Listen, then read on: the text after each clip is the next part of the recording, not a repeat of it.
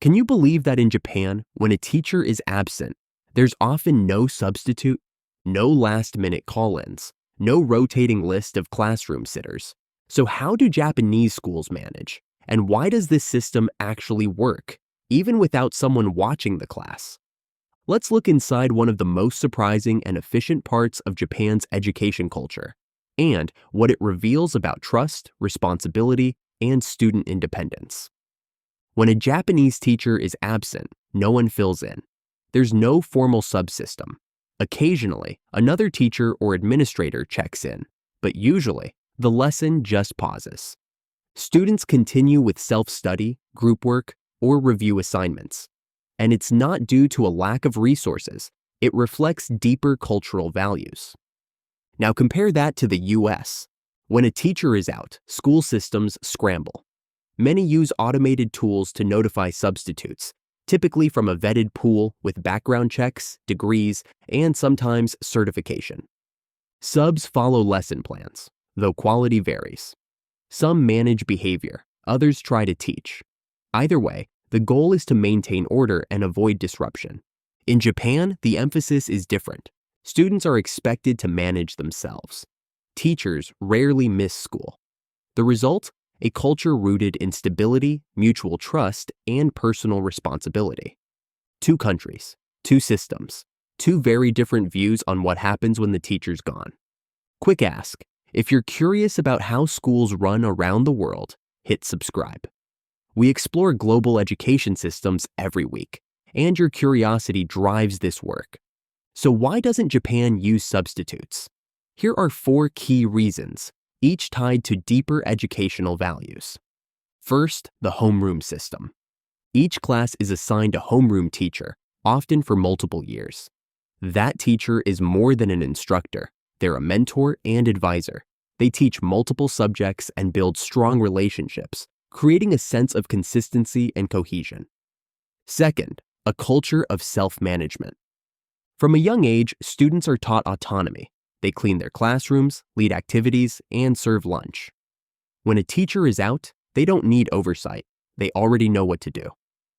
Third, teacher commitment. Japanese teachers are expected to show up, literally and figuratively.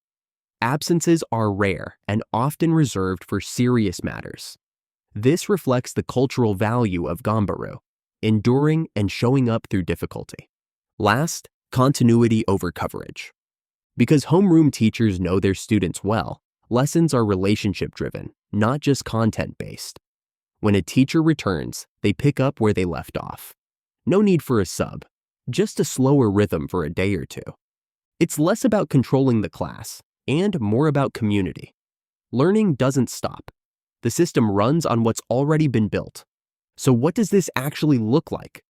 When a teacher is out, another staff member, maybe a different subject teacher or the vice principal, might briefly supervise, but they don't teach. There's no guesswork or filler, just quiet structure. Students do what they've been trained to do. Other staff may assist with communication or rescheduling, but lessons wait for the teacher to return. It's a system built on continuity, not substitution. The absence doesn't derail learning, it just shifts the pace. To understand it fully, look at Japan's cultural values. Giri, duty to others; gaman, endurance in hardship; and a collective mindset, prioritizing the group over the individual. These ideals show up in schools daily. Teachers aren't just educators, they're moral guides. They often stay late, attend club activities, and mentor students. Students are shaped by these values too. They clean classrooms, take on responsibilities, and work independently. They don't wait for permission. They're trained to lead. So when a teacher's gone, the system doesn't break. It leans on what's already there: trust, structure, and shared responsibility. But no system is perfect. Let's look at the pros and cons. Pros: student independence. Students learn to lead, focus, and continue learning without oversight. Fewer disruptions. No last-minute subs. No administrative scramble. Just steady routines. Stronger relationships. Homeroom teachers build long-term bonds with students, allowing deeper learning and personal growth. Cons: teacher burnout. Japanese teachers work some of the longest hours in the world, often 50 to 60 per week. The expectation to always show up can lead to chronic stress. Limited flexibility. Mental health days or emergencies aren't easy asks. Taking time off can feel like failure. Minimal recovery time. Even when sick, teachers feel pressure to return quickly. The same values that build resilience can also push too hard. So while Japan's model encourages student independence and stability, it raises real concerns about teacher well-being. What can we learn from this? Japan's system shows how trust and structure can keep learning going, even without constant oversight. But it also reminds us not to overburden the people doing the teaching. Could a no-substitute model work where you live? Or should we rethink not just how we fill absences, but how we support teachers? Would you support a model like this in your school? What do you think this teaches students and educators? Drop your thoughts in the comments. We read everyone. And while you're there, check out the affiliate links in the description.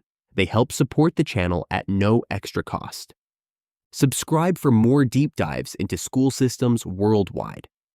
Because understanding education means understanding culture. And sometimes, it all starts with one question. What happens when the teacher isn't there?